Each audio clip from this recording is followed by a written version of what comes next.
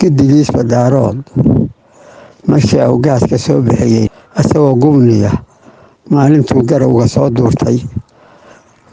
diirtay gabagaba inay nagu dhigaan buu guddoonsaday.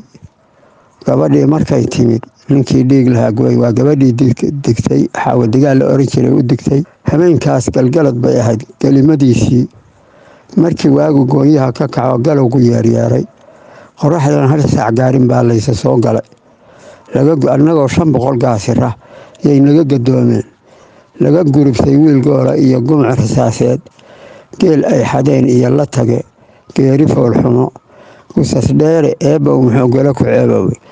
gabagaas halkaasay ahayd macnihiisu ujeedadiisii waa kaas. ninkaasaa bilaabay waxaa u jawaabay ciise isxaaq la oran jiray cali waalid.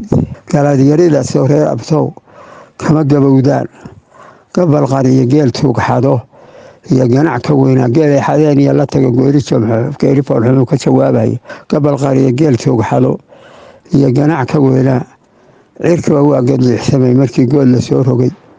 ayax galab caraabiya lamood guulatada roob labadiisa gees la arki waa geelaas tiradiisa.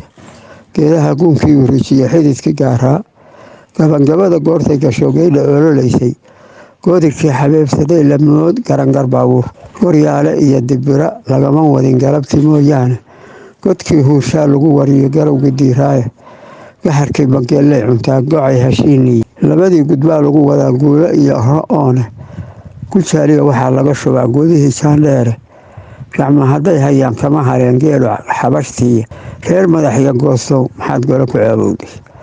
madaxyadaas marka waxay ku baxeen intay soo duuleen bay hadda meel madaxya cuno la yidhaaho caruur baa u dhowey aryo iyo inta bay madaxyadii goostay inta qalqaleen bay madaa madax